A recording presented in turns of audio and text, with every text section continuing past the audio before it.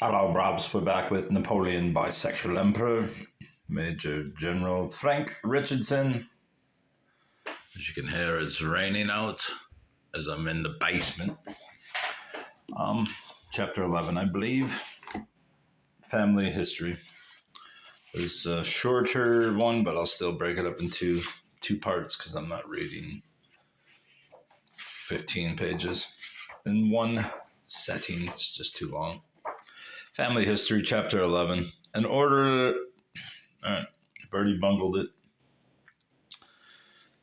Chapter 11, Family History. An orderly sequence in the taking of case histories and the clinical examination of patients is so drummed into undergraduates in Edinburgh as to become an automatic procedure. I have let the side down by leaving family history to the end. But in its proper place, it would have distracted attention from my central character. He was the most extraordinary member of an unusual family. In Chapter 3, correcting the erroneous belief which has even found its way into books that Napoleon rose from the ranks, I explained that he had no reason to be ashamed of his heredity. His family on both sides belonged to the Corsican nobility. His mother's family, the Ramolinos, had been the ruling clan in Lombardy in the 14th century and had emigrated to Corsica in the 15th century. The Buonapartes arrived in Corsica about 100 years later from Liguria, where they had been of the administrative and professional class. The importance of Napoleon's famous mother in the development of her son's character has been discussed in Chapter 3, and obviously, so far as he was concerned, she was the most important member of that family of adventurers whose descendants continued to be embroiled in scandals which greatly troubled the weak, unhappy Napoleon III. Napoleon le Petit, who was himself almost certainly not really a Bonaparte at all. Napoleon I was the second of the 8 surviving children in his family. His mother, Letizia, had 13 children, and as he said, could have had 20 if his father had not died. Most of his brothers and sisters had little direct influence on his career. They accepted him as the effective head of the family and took what he gave them without much gratitude.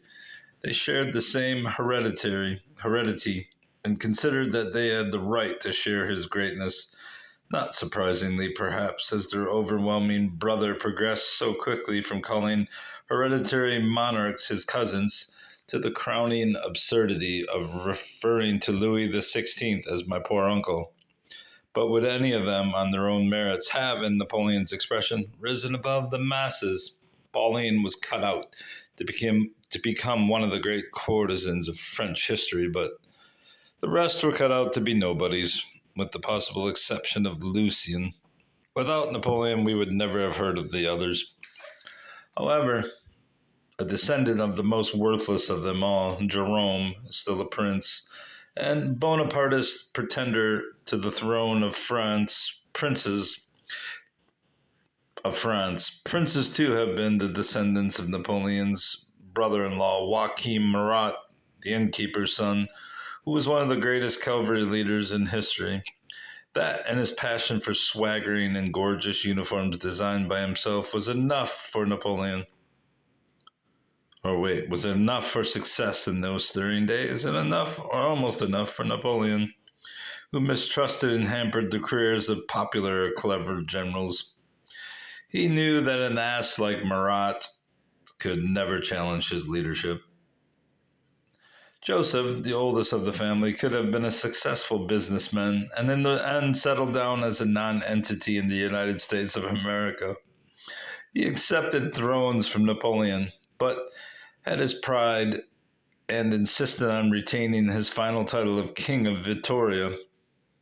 King of Spain. Man, I'm really botching this today. His final title of King of Spain long after it had become meaningless. After his defeat at Vittoria and flight from Madrid, he did not greatly resent Napoleon's hysterical wrath, nor his order to the Minister of Police to arrest his elder brother if he came to Paris. Perhaps he was trying to get his own back when he tried to seduce Marie Louise whilst he was looking after her in Paris in 1814. But by the time it could be said that she seduced easily. Mailing this chapter in, apparently. Napoleon never quite forgot that Joseph was the head of the clan, but he summed him up contemptuously when he heard of the pretensions of this brother whom he had made a king, and a poor one at that. My senior, what, he, the heir to my father's vineyard, I presume? But he was deeply touched by Joseph's efforts. When the game was up, to persuade him to escape to America, Joseph even offered to pose as the emperor to help him to escape, and he was able to preserve tender memories of him in St. Helena. The third brother, Louis, or is it Louis, owed more to Napoleon than any of them, for it was to him that Napoleon acted as a father in France when he was 12 and Napoleon 21, a young officer with his career still to make. To his great credit, the penniless lieutenant scraped and saved to do all he could for his little brother, even cooking for both of them. He was rewarded with a passionate adoration which only turned sour after Louis had become a melancholic, suspicious-minded, chronic invalid afflicted by syphilis. Naturally, he bitterly resented the rumors that Napoleon was the father of his own son. He resented, too, his brother's orders and interference in the government of his kingdom of Holland, from which he finally simply vanished, leaving no address. He turned up in Toplitz to take the waters, vowing never to return to Holland. But his youthful worship of Napoleon had lasted long enough for Josephine to comment that Louis loved the emperor as a lover loves his mistress. Feminine intuition led her to support the belief that one of the troubles which clouded Louis's unbalanced mind was repressed homosexuality. Lucien, the only one of Napoleon's four brothers, who on his own might have become a ruler of France, would certainly not have made himself an emperor, for he was a dedicated Democrat and opponent of dictatorship. Growing up after Napoleon had left the family, that's funny because most Democrats are dictators eventually. Growing up after Napoleon had left the family home, he could take an objective view of the brother who set the family pace. A letter which he wrote when only 16 showed remarkable insight into Napoleon's character. But paradoxically, without Lucien playing the part of Cromwell during the coup de Brumaire in 1799, there might have been no first consul, no emperor. Finally, oh no, what have I done? Finally, family loyalty impelled him to support this brother who was already France's outstanding general, and who, he could hope, would continue to be the strong right arm of a democracy which meant more to Lucien than to the rest of the Bonapartes. It had been Lucien's pro-French activities which had led to the family's flight from their native island in 1793, when Napoleon was still more Corsican than French. In 1801, Lucien got in the hot water for publishing a pamphlet, a parallel between Caesar, Cromwell, and Bonaparte. But Napoleon knew a good man when he saw one, and a man who could speak to soldiers more effectively than Napoleon, even if it was only once, could not be overlooked. Hoping to win his brother's support, Napoleon promised, "I will make you the greatest man in Europe, next to myself." But Lucien was not prepared to pay the price of unquestioning obedience, and there was a still more impossible concession. In a field in which his achievements left the conquering hero far behind. In 2 happy marriages, Lucien fathered 11 children. Napoleon had just been able to accept Lucien's first wife, the unassuming little Christine Boyer, though he felt that Lucien had married beneath him, as she was an innkeeper's daughter. But his second wife, whom he married in defiance of Napoleon's dynamic pretensions, was quite unacceptable. She was a Madame Jouberton, whose husband had deserted her, and still worse, she had been Lucien's mistress, and had borne him an illegitimate child. At one meeting, tempers became frayed when Napoleon told Lucien he was a fool to give up a throne for a trollop. And Lucien retorted, "At least my one is young and pretty." After this, reconciliation was impossible. Oh, that Lucien. Lucien soon set sail for America, but was captured at sea and spent 4 years in England, where he loyally refused to join his brother's enemies. He returned to France after Napoleon's first abdication, and at the end of the 100 Days, he supported Carnot, who surprisingly advised Napoleon to put himself at the head of the army. Though most of the marshals would have none of this and were eager to be rid of him. Once again, Lucien, most resolute of the Bonapartes, was ready to fight on when everyone had capitulated. With his burning republicanism and addiction to political speechifying, he might have been a less pleasant companion than the easygoing Joseph, who alone among the brothers had inherited the placid temperament of their father.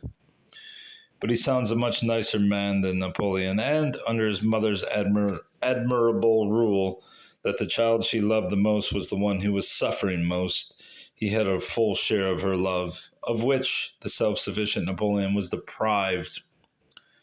Every rule has its exception, and Madame Mère forgot hers in the case of her Benjamin. The petted darling of the family, Jerome. He had little to suffer and was spoiled excessively, with the usual result.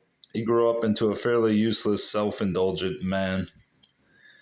Though relieved by a sense of humor, even a sense of the ridiculous, so lacking in that family, except for Pauline. Jerome longed to share Napoleon's glory, but soon showed he had little taste for active service by deserting his post during the advance into Russia in 1812. He simply handed over his command and went home sulking. Of course, he had only held the command because he was Napoleon's brother, and Russia unmanned better men than Jerome. Even Murat deserted the army, but he at least waited until the later terrible days of the retreat. In fairness to Jerome, it can be said that he did at last gain some glory in Waterloo, though with questionable effects on the battle. It was the troops under his command who heroically pressed the assaults on Hougoumont, which were as heroically repulsed. Jerome thus drained away French reserves, which might have turned the tide had they been available. When a real soldier, listen to that rain, Michael Ney could have used them. But we cannot blame Jerome for this. Listen to the rain, bruvs. Take a break from your heavy reading. Listen to the rain, bruvs. But we cannot blame Jerome for this. The fault lay with his inactive and too detached brother, who of all men should have known when and where to use his reserves. For Jerome, Napoleon created the kingdom of Westphalia, but by making him pay the French troops stationed in his territory and by demands for heavy contributions to the French treasury, helped to cause the chronic insolvency which clouded his reign. Jerome's dissolute, extravagant conduct and the comic opera splendor of his court, infested with worthless favorites, earned him the hatred of his subjects and the contempt of Napoleon, who sneered that if the majesty of kings were printed on their faces, Jerome could safely go incognito. Jerome may have been unable to resist his brother's demands for Westphalian money, but the spinelessness with which he had submitted to dictation about his marriage makes a feeble contrast to Lucien's robust independence. Whilst in the Navy in 1803, he married a young American girl in Baltimore, Elizabeth Betsy Patterson. When Napoleon refused to recognize the marriage, the weak-kneed Jerome repudiated his pregnant wife, who came to England and gave birth to her son in Camberwell. She named him Jerome Bonaparte, and he became the founder of an American branch of the clan. Poor Betsy never abandoned her royal pretensions, and with every justification. Napoleon may have refused to recognize her marriage, but the Pope refused to annul it. So, in the eyes of the Church, Jerome's second marriage was invalid. But for all that, this inconstant Roux was the luckiest partner in all Napoleon's meddlesome marriage-making ventures. Princess Catherine of Württemberg was a, or is it Borough? Württemberg was a charming, loyal wife who overlooked his occasional unfaithfulness and loved him devotedly until he died. Elisa, the oldest and most intelligent of Napoleon's three sisters, was ambitious, hard, and grasping.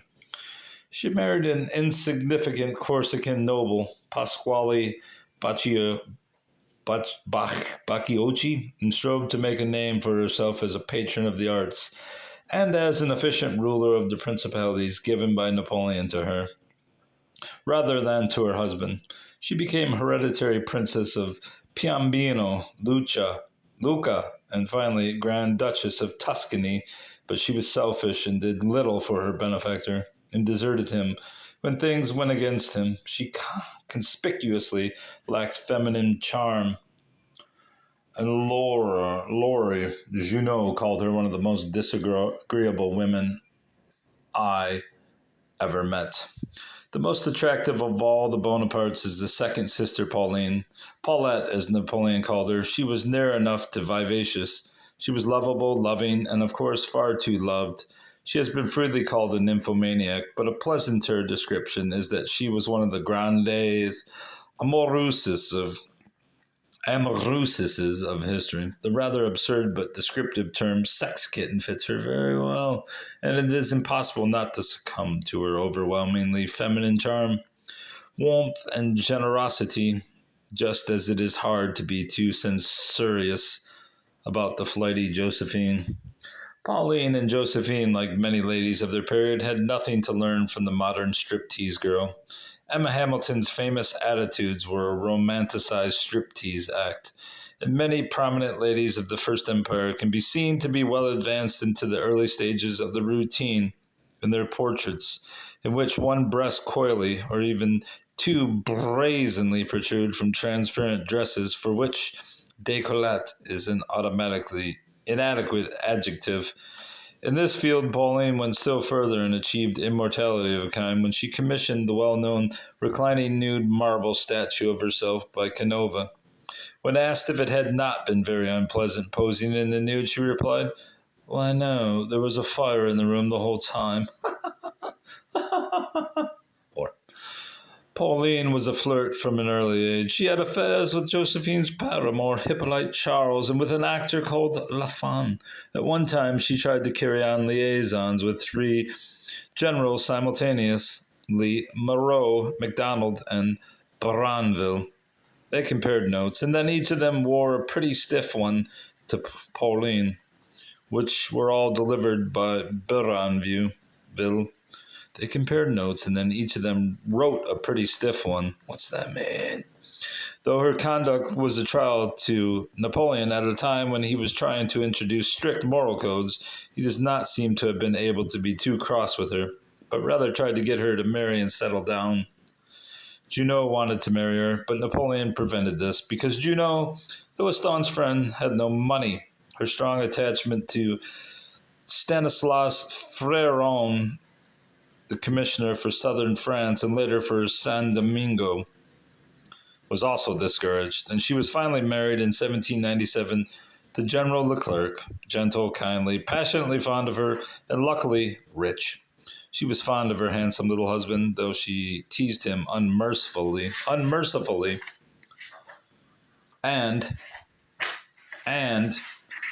he was really no match for a Bonaparte, though he liked to ape his brother-in-law's dress and manner, and his soldiers laughingly called him the Blonde Bonaparte. When he was appointed to command the expedition to reconquer the island of San Domingo, dominated by rebellious slaves since 1792, his pleasure-loving wife had no wish to accompany him, and her instinct was sound, as she would have been less troubled had she stayed with their son Dermody in Paris. Napoleon is said to have insisted on her going, but another story tells of Laurie Junot telling her how well she would look in Creole dress. Thereafter, Paulette was full of animation, trying on improvised headdresses, and no doubt planning social conquests while her husband suppressed the savage Dessalines. Well, it didn't work out like that. I think we can dismiss the tales of the general and Pauline enjoying themselves whilst their soldiers died. The heroic tales may have been exaggerated too, but it certainly sounds like Pauline that when an attack was impending, she refused to take refuge in a ship, saying, "You may go if you like. You are not sisters of a Bonaparte." This guy has a clunky writing style at times. Maybe it's the English aspect of it. When the expedition failed and Leclerc died of yellow fever, Pauline, like a true Corsican widow, cut off her hair and strewed it on his coffin. She had his body embalmed and brought him home to France. She also brought back a sore on her hand, which refused to heal and kept recurring. Inevitably, it was said to be caused by a venereal infection, the organism which causes cutaneous leishmaniasis, an oriental or tropical sore, had yet to be discovered, as had the treatment for it. If this was not the true nature of this sore, it could have been a form of neurodermatitis, like Napoleon's skin troubles, for it was said to become worse when she was angry or frustrated. Dr. Halley believed before they fucking butchering this chapter. I don't really apologize. I mean, you could have went and paid for it, you cheap bastards. Dr. Halley, before quitting Napoleon's service in some dungeon, had submitted a very frank report about Pauline's hysterical temperament. Pauline simply had to have a husband, and she accepted Napoleon's nominee for the post too readily. Her second husband, Prince Camillo Borghese, was a personable young man and very wealthy, but for Pauline this was not nearly enough. The reason she gave for refusing to sleep with him was that he had bad breath. Candid friends did not hesitate to affirm that this was also the thorn on the rose that was Pauline. Her real reason was that the prince was impotent, which was widely known among his acquaintances. Pauline herself said to Laura Junot, "I would rather have remained the widow of General Leclerc with an income of 20,000 francs than have become the wife of an eunuch." In the circumstances, it is hard to blame a woman like Pauline for the failure of the marriage and her search for other diversions. The Borgises seldom lived together, and Pauline even charged her husband rent when he stayed in her house. Suggestions that she frequently suffered from venereal infections were probably examples of the usual slanders to which the Bonapartes exposed themselves. The rumors may have been kept going because her share of the family hypochondria frequently drove her to doctors or to take cures at various health resorts. As I said in Chapter 4, she had one curious sexual deviation. She was a foot fetishist. Inordinately proud of her small feet, she spent hours caring for and perfuming them, and her pedicure was often performed in public with the help of a page. She loved to caress the breasts of her ladies in waiting with her feet. This sent them into squeals of sensuous ecstasy, and it presumably did something for Pauline. Pauline was completely devoid of interest in political affairs, ambition, or intrigue. She was a lifelong worshiper in her brilliant brother. When he was in eclipse, her devotion burned more brightly, and her life, her wealth, and her jewels were his for the asking. She went with him to Elba, and tried her best to go to St. Helena, and to plot his escape from there. No great man ever had a more devoted sister. The younger sister, Caroline, christened Maria Annunziata, was even more ambitious than Alicia.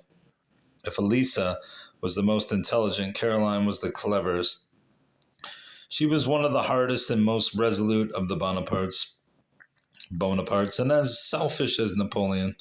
Talleyrand's verdict that she had the head of Cromwell on the body of a beautiful woman recalls Napoleon's remark about their mother. Caroline was not easy to jive with either. Caroline was not easy to live with, and from time to time was separated from her husband Joachim Murat, but their separations were less permanent than those of her brother Louis or her sister Pauline. After briefly ruling, I can't fucking say it. After briefly ruling the Grand Duchy of Berg, the Marats became king and queen of Naples, and Berg was given to Hortense's son. Determined to retain or even improve her position, this scheming, self-reliant woman in the end pushed her weak, vacillating husband into the final betrayal of her brother, his benefactor and old comrade in arms. Marat suffered agonizing apprehensions of the verdict of public opinion on his desertion of the French army, which had made him what he was. Like many of Napoleon's generals, he could have found plenty of reasons for just disliking him, and the interest of the country which Napoleon had set him to rule could provide political reasons to add to the personal ones. He succeeded in justifying his betrayal to himself and tried to do so in letters to Napoleon, without success, somewhat naturally, as Napoleon could not forgive Marat's description of his regime as criminal and as an excuse for joining the Allies in 1814. Napoleon's first verdict was Marat was never more than brave. He had cause for bitterness, for in one letter, Marat committed the unforgivable insult of referring to himself as the reanimator of your lost courage on the 18th of Brumaire. Whatever the fark that means. And I'm going to leave off there because it's about halfway through. Goodbye, bruv. Goodbye.